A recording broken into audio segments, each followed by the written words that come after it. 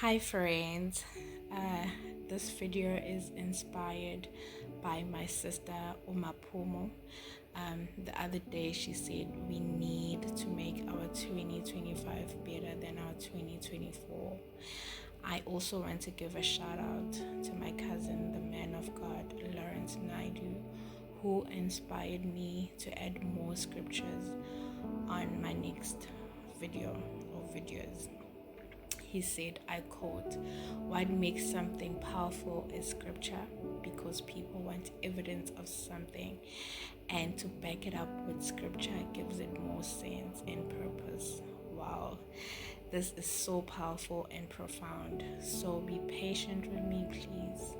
We will do this together, as I'm also on a new journey, and I definitely want my 2025 to be better than my 2024. So here are 4 easy steps that we will follow and do them together. But first, you need to grab your journal. It is very important to have a journal, trust me. Writing it down makes difference, okay? And we will be using it often. But if you don't have one, you can use your A4, the Tukwaya book, right? Or maybe save this video because you will want to come back and refer to it. So step number 1, we need to show gratitude for 2024. Just like the previous video, we need to start with gratitude before we talk about our goals or our dreams. Just take a moment and look back at 2024. Now grab your journal, and on the first page, write down 4 things you are grateful for which happened in 2024. These don't have to be huge milestones. For example, maybe if you settle some of your debt or you're paying off part of it, right? Maybe it wasn't full, but that is progress. And progress matters, right? Perhaps you have learned a new skill, just as I did or I'm doing. That is something to be grateful for. Perhaps you overcame a hard time, even if you just took it day by day. Congratulations, and I'm so proud of you. You did well. Because when we focus on gratitude changes our mindsets, and instead on focusing on what we don't have, it reminds us of what God's already blessed us with, okay? And this will set the tone for receiving more in 2025. So step number 2, we need to visualize 2025. So for the next exercise, I want us to dream kancane. Please close your eyes for a second and imagine what you want your 2025 to look like. Not with pressure, but with excitement. Now imagine this, right? Imagine that you are healthy, not because of some crazy diet, but because you have built habits like walking daily or drinking more water. Also imagine that you are financially stable, and not because you are earning millions, but because you are saving wisely and cutting off unnecessary spending. Let us cut off please in 2025. Also imagine that your relationship are also prospering, and you are surrounded by people who encourage you, people who inspire you, people who pray for you, and people who uplift you. I am so blessed because I'm surrounded by those people currently in my journey. When you visualize it, you start to believe it, and you start believing that it's possible. The Bible reminds us in Proverbs 29:18, where there is no vision, the people perish. So let's create the vision for our lives. We need to dream big. But remember, God's plans for us are even greater than our own. So now, step number 3, we need to set our intention for 2025. Okay, so here's where the magic happens, setting our intentions. So you need to flip the page. you need to flip your journal to the next page. Okay, write down 4 things that if they happen, they will drastically change or improve your 2025. Let me repeat that. Write 4 things that will completely change your 2025 if they happen. So here's how.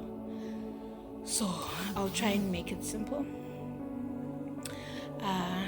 You need to make this simple or achievable. For example, if you write down, instead of writing down, I want to save more, right? I will save 25% of my income every month. Or instead of saying, I want to start exercising, right? I will walk for 10 minutes daily, or I will do at least 20 minutes of exercise every morning before I take a shower. Or something like that, but be specific. And instead of saying I want to learn something new, right, I will dedicate 15 minutes to read or practice a new skill. And instead of saying I want to grow spiritually, right, I will read 1 chapter of the Bible every morning and spend 10 minutes every day in the presence of God. These are just examples. Remember, you can change this to suit your intentions and your goals. You know what you want. We should not aim for perfection, but instead we need to aim for progress, because God honors small steps taken in faith. So step number 4, mindfulness and holistic wellness. This is my favorite, as I'm in this new journey of holistic wellness and mindfulness. Now, let's talk about taking care of ourselves, okay? Taking care of your mind, taking care of your body, taking care of your soul, because life moves fast, but let us slow it down a bit and enjoy the little things. So here's how. For your body, number 1, get up, move more. Just move, even if it's dancing to your favorite song, do that. Number 2, drink more water. Yes, that's a reminder. You need to drink more water. And for your mind, you need to replace negative thoughts with scripture, okay?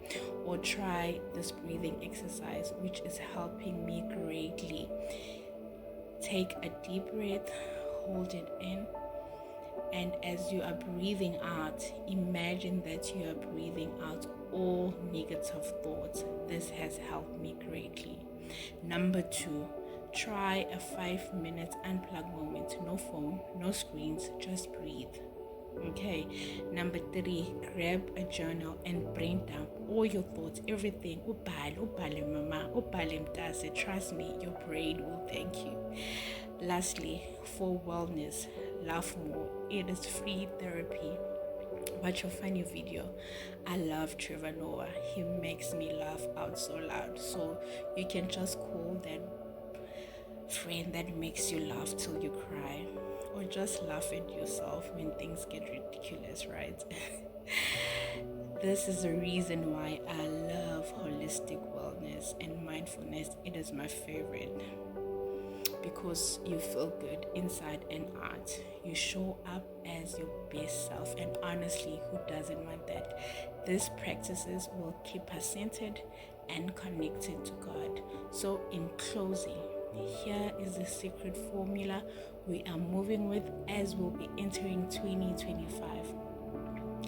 As a recap, let us review what we discussed. We need to show gratitude for the past year, plus our intentions for the future, which will equal a life-changing 2025.